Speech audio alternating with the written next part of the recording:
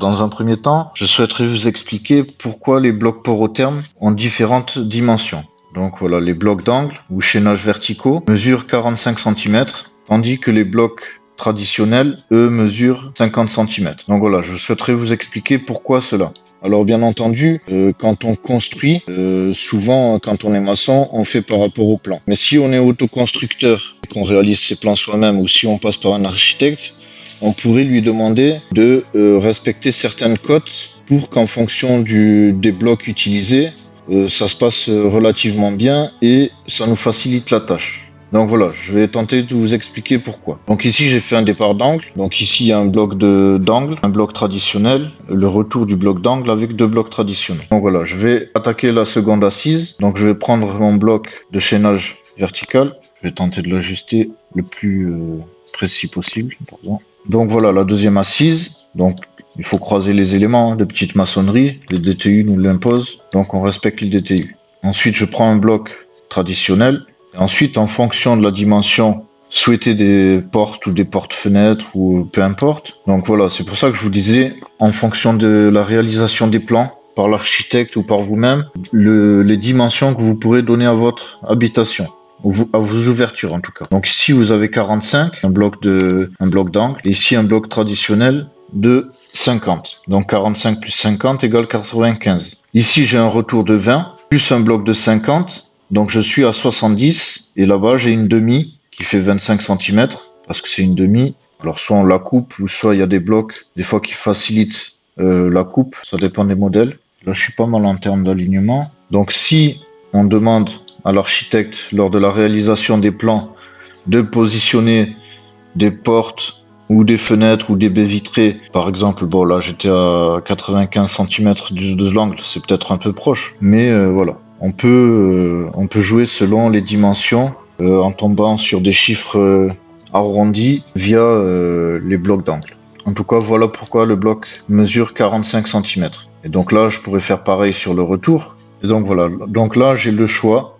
Soit je continue avec des blocs de 50. Donc là, je vais chercher ma demi. Alors, comme je disais, soit je continue avec des blocs entiers, soit à un moment donné, je pose une demi et je remettrai un bloc entier sur la seconde assise. Donc voilà pourquoi les blocs porothermes ont différentes dimensions, donc les blocs de chaînage verticaux et les blocs traditionnels. Donc voilà, à présent, je voudrais vous montrer comment liaisonner le tout si on a différentes hauteurs au niveau d'un chaînage horizontal. Donc là, premièrement, on va devoir réaliser le linteau. Donc ça, c'est en dehors du chaînage. Malgré que des fois les linteaux se font dans le chaînage, mais là ce sera deux assises différentes. Donc je vais prendre le premier bloc, donc il me faut au minimum 20 cm d'emprise sur chaque bloc. Je vais y aller un peu au pif, je sais pas, 25 cm ou 20 cm, peu importe. Donc voilà pour la réalisation du linteau. Donc il existe aussi chez Porotherm des linteaux grande longueur sur mesure que l'on peut commander. Mais voilà, ici on a fait avec des petits éléments de chaînage en U. Je vais devoir effectuer un chaînage, c'est un exemple, donc peut-être que c'est pas la même configuration. Et un chaînage horizontal est ici. Donc là j'ai un décroché de 30 cm. Et est-ce que je peux liaisonner le tout ou alors est-ce que c'est pas possible? Donc je vais vous montrer comment on peut procéder pour liaisonner tout ça. Donc voilà, là j'ai mon chaînage qui doit me servir de ceinture. Et malgré la hauteur du pignon, et ici je suis plus bas.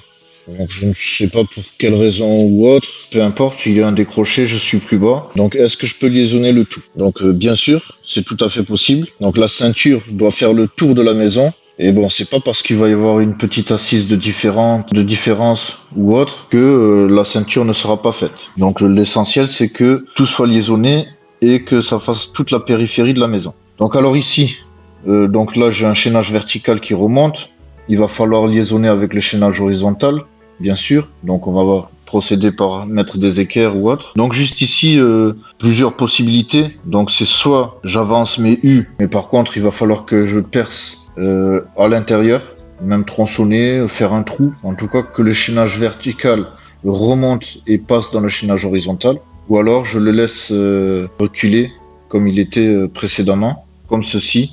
Et donc là, je viendrai effectuer un coffrage. Et là, je viens... Ici, il va falloir que je fasse un chaînage, mais il sera plus bas. Et donc pour cela, donc voilà, j'ai assemblé mes U de chaînage ici, il faut supposer que le linteau soit coulé en béton. Alors ici aussi, la chose à faire, c'est de casser la cloison ici sur le chaînage vertical pour que on puisse liaisonner le chaînage horizontal.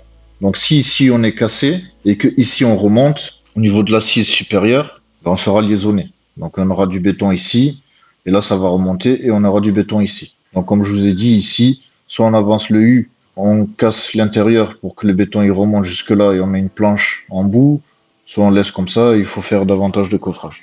La solution la plus simple peut-être est de laisser les chaînages horizontaux dépasser là.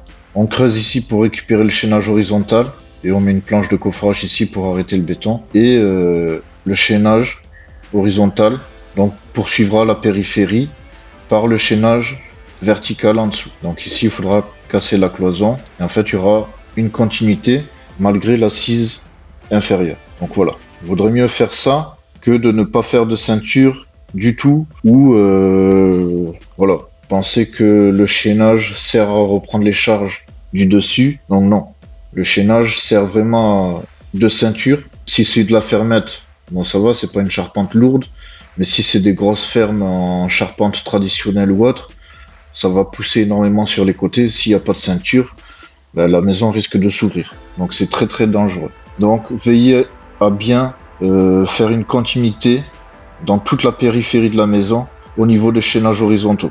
Donc qu'il y ait un linteau plus bas, on repasse par-dessus, qu'il y ait une assise différente. Bon là on aurait pu faire le chaînage là, c'était la même chose, mais je sais pas, il peut y avoir des cas particuliers où on a un chaînage à faire à un endroit plus haut que l'autre, mais voilà, c'est toujours possible via les chaînages verticaux. Donc voilà, encore faut-il ne pas avoir oublié le chaînage vertical, sachant que dans les angles, les éléments en petite maçonnerie obligent à mettre un chaînage vertical dans chaque angle, quelle que soit la maçonnerie de petits éléments, que ce soit du parpaing, du porotherme ou je ne sais quoi d'autre, béton cellulaire ou autre. Donc un chaînage vertical dans chaque angle.